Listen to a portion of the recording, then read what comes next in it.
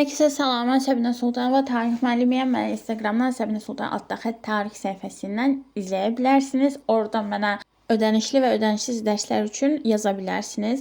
Qeydiyyatdan keçə bilərsiniz. İndi isə biz bugünkü dərsimizdə Ərəb xilafəti haqqında danışacağıq. Ərəb xilafəti Asiyanın cənub-qərbində yerləşən Ərəbistan yarımadasında yaranmışdı. Burada yarımadanın şimalında və mərkəzində səhrada köçəri maldar bədəvilər yaşayırdılar. Nisbətən cənub bölgəsində isə əhali əkinçiliklə məşğul olurdu. Burada dəvə ilə yanaşı cins atlar, mal-qara saxlayırdılar. Dəvələr səhra gəmisi adlanmışdı. Bütün yarımadanın qərb sahillərindən keçən mühüm ticarət yollarında vahələrdə şəhərlər salınmışdı. Belə şəhərlərdən biri də Məkkə idi. Burada başqa ölkələrdən tacirlər gəlirdilər, öz mallarını satırdılar. Əkinçi ərəblər bədəvilərlə mal mübadiləsi aparırdılar və şəhər əhalisinin çoxu da Qüreyşlər nəslinə mənsub insanlar idilər. Burada ərəblər bütpərəst idilər. Onların ziyarətgahı Kəbə idi və ərəblərin dini mərkəzi də Məkkə hesab olunurdu. Əksəriyyətin bütpərəst olan ərəblərin içərisində xristianlar, yəhudilər, zərdüştliyə inananlar da var idi və bütlər şəhərin mərkəzində Kəbədə toplanmışdı. Ticarət məsələlərində Məkkənin digər bir rəqibi də Yəsrib idi. Sonradan Peyğəmbərin hicrətindən sonra Mədinə adlanır bu şəhər, amma ondan əvvəl Yəsrib idi. 6-cı əsrdə 570-ci ildə Məkkədə Məhəmməd Peyğəmbər dünyaya gəlmişdi. Uşaq vaxtından yetim qalmışdı, yaxın qohumları tərəfindən böyüdülmüşdü. Yeniyetmə yaşlarından ticarətlə məşğul olmuşdu, karvanlarla müxtəlif ölkələrə səyahət etmişdi. Sonradan özü də ticarətlə məşğul olmuşdu. 610-cu ildə də 40 yaşında Hira mağarasında ona peyğəmbərlik verilmişdi. 3 il sonra o İslam dinini təbliğ etməyə başlamışdı. İslam dininin təbliği üçün o Məkkə şəhərinin əyanları tərəfindən sıxışdırılmağa başlanır və buna görə də 622-ci ildə Yəsribə köçür öz tərəfdarları ilə birlikdə və bu tarixdən ibarət başlayaraq Hicri təqvim adlanır bu tarixdən başlayan təqvim. Müsəlman icmasının başında Məhəmməd Peyğəmbər dururdu. Bundan sonra Yəsribdə Mədinə adlanmağa başlanır.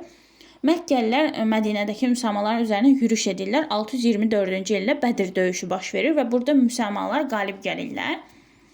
Və Mədinəlilərlə mübarizədə uğursuz olan Məkkəlilər 630-cu ildə müsəlmanlarla bir sülh imzalayırlar. Peyğəmbər Məkkəyə qayıdır, Kəbəni bütlərdən təmizləyir və deyir ki, bura Allahın məbədidir. Bundan sonra Peyğəmbər təkcə dinin başçısı deyil, eyni zamanda Ərəb dövlətinin də başçısı olur. Şəxsi mülkiyyət toxunulmazlığı elan olunur, vərəsəlik, evlənmək, boşanmaq və digər hüquqlara aydınlıq gətirilir. Pis əməllər ki var, qumar oynamaq, səlimçilik, fala baxmaq, bunlar günah sayılır, qadağan edilir. İslam dininin təməl kitabı da Quran olmuşdu. Quran sözünün mənası da oxumaq deməkdir. 23 ilə tamamlanmışdı. 114 surədən ibarətdir. Surələr də ayələrdən ibarətdir. Müəyyən şərtlər var. İslamın şərtləri var. Kəlmə-i şəhadəti bilmək, namaz qılmaq, Ramazan ayında oruç tutmaq, zəkat vermək və imkan daxilində Kəbəni ziyarət etmək. Peyğəmbərin vəfatından sonra xəlifələr dövrü başlayır. Ölkəni xəlifələr, Peyğəmbərin 4 xəlifəsi idarə etməyə başlayır. 632-ci ildən 1258-ci ilə qədər xilafət mövcud olmuşdu. İlk xəlifə Əbu Bəkir, ondan sonra Ömər, ondan sonra Osman, sonrası Əli gəlir hakimiyyətə. 632-661-ci illəri əhatə etmişdi xəlifələr dövrü. Rəşidi xəlifələri dövrü də adlanıb bu dövr. Bu dövrdə paytaxt Mədinə və Məkkə şəhərləri idi və Ərəb dövləti yeni yaranmışdı və inkişaf edirdi. Daha sonra xəlifələrdən sonra Əməvilər sülaləsi hakimiyyətə gəlir. 661-750-ci illərdə hakimiyyətdə olmuşdular. Bu zaman paytaxt Dəməşq şəhəri olmuşdu. Daha sonra isə Abbasilər sülaləsi hakimiyyətə gəlir. 750-1258-ci illərdə hakimiyyətdə olmuşdular və paytaxt əvvəlcə Dəməşq şəhəri idi. Daha sonra 762-ci ildə Bağdad şəhərinin əsası qoyulur və paytaxt Dəməşqdən Bağdada köçürülür. Bu dövr eyni zamanda Bağdad xilafəti dövrü də adlanmağa başlayır. Paytaxt köçürüləndən sonraki dövr. Testlərdə qarşınıza düşsə bundan bağlı. Yəni buna diqqət etməlisiniz. İctimai siyasi quruluşundan danışsaq, feodal dövlət idi, monarxiya idi, mərkəzləşmiş idi. və inzibati bölgüdə əmirliklərə bölünmüşdü və ərəblərin təyin etdiyi ərəblər tərəfindən idarə olunurdu. Xəlifə Əlinin dövründə 656-661-ci illərdə vergilər azaldılmışdı. Bu da ərəb əyanları tərəfindən hiddətlə qarşılanır və daxili çəkişmələr güclənir. Ondan sonra da Əməvilər sülaləsi gəlir, Muaviyyə gəlir. Dövlətin paytaxtı Dəməşq olur.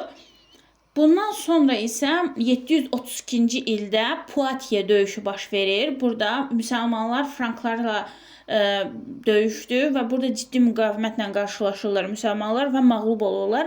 Beləliklə franklar müsəlmanların Qərbi Avropanın içərilərinə doğru hərəkətini dayandırır. Bax, şimalda Xəzərlər onların qarşısını almışdılar. Qərbdə isə franklar ərəblərin irəliləməsinin qarşısını almışdılar. Bu, yəni Xəzərlərlə franklar arasında oxşar cəhətdir, testə düşə bilər.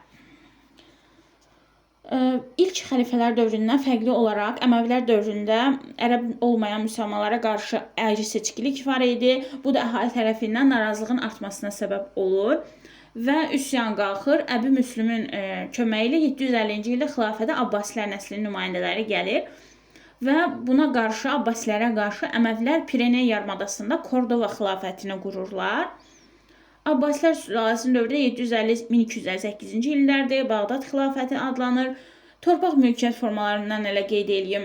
Burada divan dövlət torpaqları var idi, mülk irsi keçən feodal torpaqları, iqta xidmət müqabilində verilən torpaqlar, irsi keçmirlər bu torpaqlar, vəqf dini torpaqları idi, icma da kəndlinin becərdiyi torpaqları idi. Vergi növlərindən danışaq. Xərac torpaqdan istifadəyə görə alınırdı, əsas vergi növü idi. Cizyə İslamı qəbul etməyən 15 yaşına 60 yaşına qədər kişilərdən alınırdı ki, onlar hərbi xidmətdən azad edilər. Xüms hər bir müsəlmandan daşınan əmlakın 1/5 qədər alınırdı. Zəkat isə daşınmayan əmlakın 1/40 qədər alınırdı. 9-cu əsrdə müəyyən narazılıqlar, əmirlərin hakimiyyətinin güclənməsi, xalqın narazılığı xilafətin parçalanmasına səbəb olur. Misir, Mərkəzi Asiya, Azərbaycan, İran, Əfqanistan Bağdad xilafətindən ayrılırlar. Bunda səbəb eyni zamanda Azərbaycanda yayılan Xürrəmlər hərəkatı da Babəkin başçılığı ilə buna böyük bir rol oynamışdı. 9-cu əsrin ikinci yarısında dövlətdə və orduda türklər mühüm rol oynayırdılar. Üsyanlara qarşı, Bizansa qarşı türk sərkərdələrindən istifadə edirdilər və belə ki, yavaş-yavaş artıq xilafət tədricən türk hərbi başçılarından asılı vəziyyətə düşməyə başlayır. Bunlardan biri də elə Sacilər sülaləsinin əsasını qoyan, Afşin titulunu daşıyan Əbu Sac Divdad idi. Və bir də sonda müəyyən oxşarlıqlara diqqətinizə çatdırım. Ərəb xilafəti və Sasanilər dövləti ikisi üçün də oxşar cəhətdir Bizansla mübarizə aparması. Göytürklər, Uyğurlar və ərəblər Çinə qalib gəliblər. Axonlar və ərəb xilafəti Sasanilərə qalib gəliblər. Qədim Roma və ərəb xilafətinin siyasi tarixi 3 dövrə bölünüb. Romada paşahlıq, Respublika, imperiya dövrü vardı. Ərəb xilafətində də xəlifələr dövrü var idi. Əməvilər dövrü, Abbasilər dövrü var idi.